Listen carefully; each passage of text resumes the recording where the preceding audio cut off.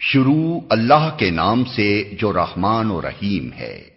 یاسین، قسم ہے قرآن حکیم کی کہ تم یقیناً رسولوں میں سے ہو، سیدھے راستے پر ہو، اور یہ قرآن غالب اور رحیم ہستی کا نازل کرتا ہے تاکہ تم خبردار کرو ایک ایسی قوم کو جس کے باپ دادا خبردار نہ کیے گئے تھے اور اس وجہ سے وہ غفلت میں پڑے ہوئے ہیں۔ ان میں سے اکثر لوگ فیصلہ عذاب کے مستحق ہو چکے ہیں، اسی لیے وہ ایمان نہیں لاتے۔ ہم نے ان کی گردنوں میں طوق ڈال دیے ہیں جن سے وہ ٹھوڑیوں تک جکڑے گئے ہیں، اس لیے وہ سر اٹھائے کھڑے ہیں۔ ہم نے ایک دیوار ان کے آگے کھڑی کر دی ہے اور ایک دیوار ان کے پیچھے، ہم نے انہیں ڈھانک دیا ہے، انہیں اب کچھ نہیں سوچتا۔ ان کے لیے یکساں ہے، تم انہیں خبردار کرو یا نہ کرو، یہ نہ مانیں گے۔ تم تو اسی شخص کو خبردار کر سکتے ہو جو نصیحت کی پیروی کرے اور بے دیکھے خدائے رحمان سے ڈرے، اسے مغفرت اور اجر کریم کی بشارت دے دو۔ ہم یقیناً ایک روز مردوں کو زندہ کرنے والے ہیں، جو کچھ افعال انہوں نے کیے ہیں وہ سب ہم لکھتے جا رہے ہیں، اور جو کچھ آثار انہوں نے پیچھے چھوڑے ہیں وہ بھی ہم ثبت کر رہے ہیں۔ ہر چیز کو ہم نے ایک کھلی کتاب میں درج کر رکھا ہے۔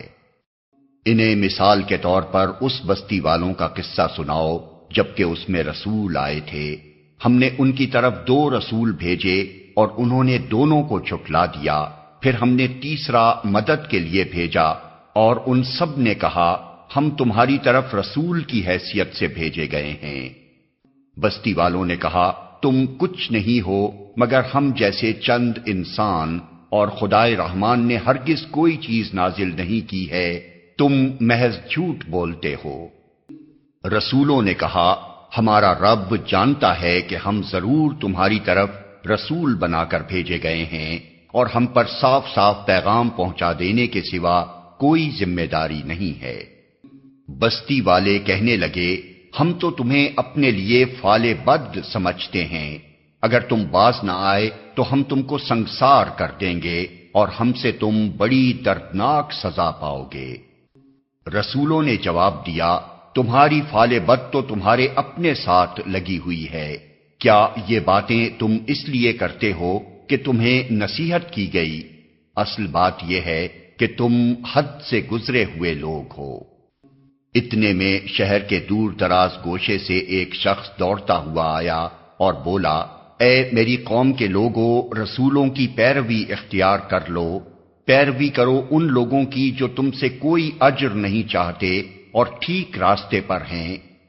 آخر کیوں نہ میں اس ہستی کی بندگی کروں جس نے مجھے پیدا کیا ہے اور جس کی طرف تم سب کو پلٹ کر جانا ہے؟ کیا میں اسے چھوڑ کر دوسرے کو معبود بنا لوں؟ حالانکہ اگر خدائے رحمان مجھے کوئی نقصان پہنچانا چاہے تو نہ ان کی شفاعت میرے کسی کام آ سکتی ہے اور نہ وہ مجھے چھڑا ہی سکتے ہیں۔ اگر میں ایسا کروں تو میں سری گمراہی میں مبتلا ہو جاؤں گا۔ میں تو تمہارے رب پر ایمان لے آیا، تم بھی میری بات مان لو۔ آخر کار ان لوگوں نے اسے قتل کر دیا اور اس شخص سے کہہ دیا گیا کہ داخل ہو جا جنت میں۔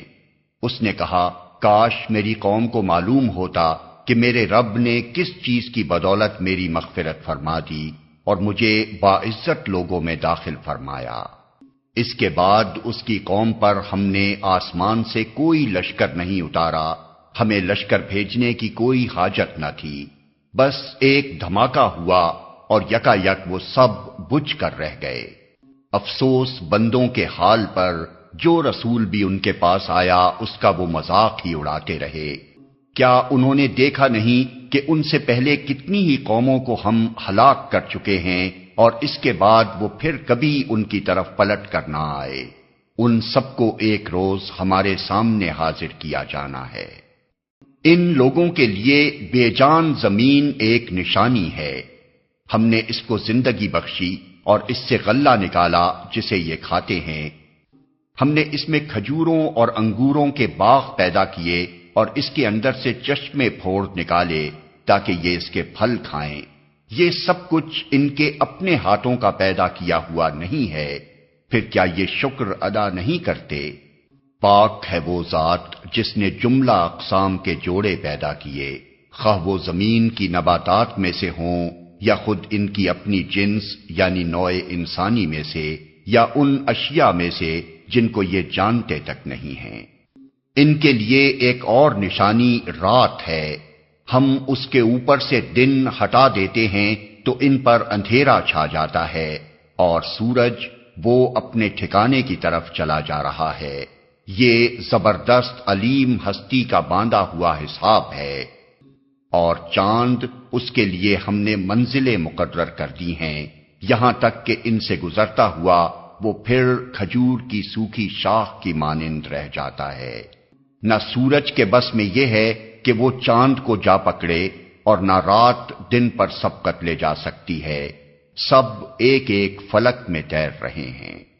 ان کے لیے یہ بھی ایک نشانی ہے کہ ہم نے ان کی نسل کو بھری ہوئی کشتی میں سوار کر دیا، اور پھر ان کے لیے ویسی ہی کشتیاں اور پیدا کی جن پر یہ سوار ہوتے ہیں۔ ہم چاہیں تو ان کو غرق کر دیں، کوئی ان کی فریاد سننے والا نہ ہو، اور کسی طرح یہ نہ بچائے جا سکیں، بس ہماری رحمت ہی ہے جو انہیں پار لگاتی اور ایک وقت خاص تک زندگی سے متمتع ہونے کا موقع دیتی ہے۔ ان لوگوں سے جب کہا جاتا ہے کہ بچو اس انجام سے جو تمہارے آگے آ رہا ہے اور تمہارے پیچھے گزر چکا ہے، شاید کہ تم پر رحم کیا جائے، تو یہ سنی انسنی کر جاتے ہیں۔ ان کے سامنے ان کے رب کی آیات میں سے جو آیت بھی آتی ہے یہ اس کی طرف التفات نہیں کرتے، اور جب ان سے کہا جاتا ہے کہ اللہ نے جو رزق تمہیں عطا کیا ہے اس میں سے کچھ اللہ کی راہ میں بھی خرچ کرو، تو یہ لوگ جنہوں نے کفر کیا ہے ایمان لانے والوں کو جواب دیتے ہیں، کیا ہم ان کو کھلائیں جنہیں اگر اللہ چاہتا تو خود کھلا دیتا؟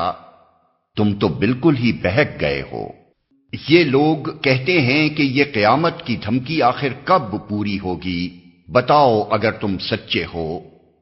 دراصل یہ جس چیز کی راہ تک رہے ہیں وہ بس ایک دھماکہ ہے جو یکا یک انہیں عین اس حالت میں دھر لے گا جب یہ اپنے دنیاوی معاملات میں جھگڑ رہے ہوں گے، اور اس وقت یہ وصیت تک نہ کر سکیں گے، نہ اپنے گھروں کو پلٹ سکیں گے۔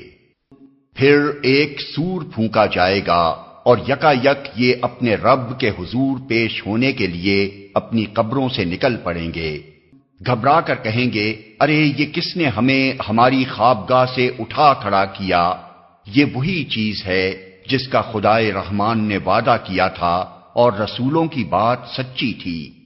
ایک ہی زور کی آواز ہوگی اور سب کے سب ہمارے سامنے حاضر کر دیے جائیں گے۔ آج کسی پر ذرہ برابر ظلم نہ کیا جائے گا، اور تمہیں ویسا ہی بدلہ دیا جائے گا جیسے عمل تم کرتے رہے تھے۔ آج جنتی لوگ مزے کرنے میں مشغول ہیں، وہ اور ان کی بیویاں گھنے سایوں میں ہیں، مسندوں پر تکیے لگائے ہوئے، ہر قسم کی لذیذ چیزیں کھانے پینے کو ان کے لیے وہاں موجود ہیں، جو کچھ وہ طلب کریں ان کے لیے حاضر ہے، رب رحیم کی طرف سے ان کو سلام کہا گیا ہے۔ اور اے مجرموں، آج تم چھٹ کر الگ ہو جاؤ۔ آدم کے بچوں، کیا میں نے تم کو ہدایت نہ کی تھی کہ شیطان کی بندگی نہ کرو، وہ تمہارا کھلا دشمن ہے، اور میری ہی بندگی کرو، یہ سیدھا راستہ ہے۔ مگر اس کے باوجود اس نے تم میں سے ایک گروہ کثیر کو گمراہ کر دیا، کیا تم عقل نہیں رکھتے تھے؟ یہ وہی جہنم ہے جس سے تم کو ڈرایا جاتا رہا تھا۔ جو کفر تم دنیا میں کرتے رہے ہو اس کی پاداش میں اب اس کا ایندھن بنو۔ آج ہم ان کے منہ بند کیے دیتے ہیں، ان کے ہاتھ ہم سے بولیں گے اور ان کے پاؤں گواہی دیں گے کہ یہ دنیا میں کیا کمائی کرتے رہے ہیں۔ ہم چاہیں تو ان کی آنکھیں موند دیں، پھر یہ راستے کی طرف لپک کر دیکھیں کہاں سے انہیں راستہ سجائی دے گا۔ ہم چاہیں تو انہیں ان کی جگہ ہی پر اس طرح مست کر کے رکھ دیں کہ یہ نہ آگے چل سکیں نہ پیچھے پلٹ سکیں۔ جس شخص کو ہم لمبی عمر دیتے ہیں اس کی ساخت کو ہم الٹ ہی دیتے ہیں۔ کیا یہ حالات دیکھ کر انہیں عقل نہیں آتی؟ ہم نے اس نبی کو شعر نہیں سکھایا ہے اور نہ شاعری اس کو زیب ہی دیتی ہے۔ یہ تو ایک نصیحت ہے اور صاف پڑھی جانے والی کتاب، تاکہ وہ ہر اس شخص کو خبردار کر دے جو زندہ ہو اور انکار کرنے والوں پر حجت قائم ہو جائے۔ کیا یہ لوگ دیکھتے نہیں ہیں کہ ہم نے اپنے ہاتھوں کی بنائی ہوئی چیزوں میں سے ان کے لیے مویشی پیدا کیے اور اب یہ ان کے مالک ہیں؟ ہم نے انہیں اس طرح ان کے بس میں کر دیا ہے کہ ان میں سے کسی پر یہ سوار ہوتے ہیں، کسی کا یہ گوشت کھاتے ہیں، اور ان کے اندر ان کے لیے طرح طرح کے فوائد اور مشروبات ہیں۔ پھر کیا یہ شکر گزار نہیں ہوتے؟ یہ سب کچھ ہوتے ہوئے انہوں نے اللہ کے سوا دوسرے خدا بنا لیے ہیں اور یہ امید رکھتے ہیں کہ ان کی مدد کی جائے گی۔ وہ ان کی کوئی مدد نہیں کر سکتے، بلکہ یہ لوگ الٹے ان کے لیے حاضر باش لشکر بنے ہوئے ہیں۔ اچھا، جو باتیں یہ بنا رہے ہیں وہ تمہیں رنجیدہ نہ کریں، ان کی چھپی اور کھلی سب باتوں کو ہم جانتے ہیں۔ کیا انسان دیکھتا نہیں ہے کہ ہم نے اسے نطفے سے پیدا کیا اور پھر وہ صریح جھگڑالو بن کر کھڑا ہو گیا؟ اب وہ ہم پر مثالیں چسپاں کرتا ہے اور اپنی پیدائش کو بھول جاتا ہے۔ کہتا ہے کون ان ہڈیوں کو زندہ کرے گا جبکہ یہ بوسیدہ ہو چکی ہوں؟ اس سے کہو انہیں وہی زندہ کرے گا جس نے پہلے انہیں پیدا کیا تھا، اور وہ تخلیق کا ہر کام جانتا ہے۔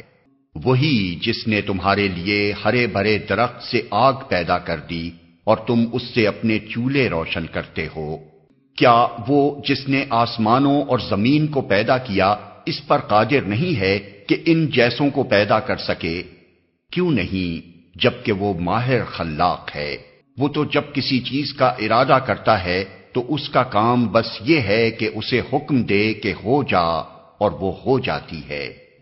پاک ہے وہ جس کے ہاتھ میں ہر چیز کا مکمل اقتدار ہے، اور اسی کی طرف تم پلٹائے جانے والے ہو۔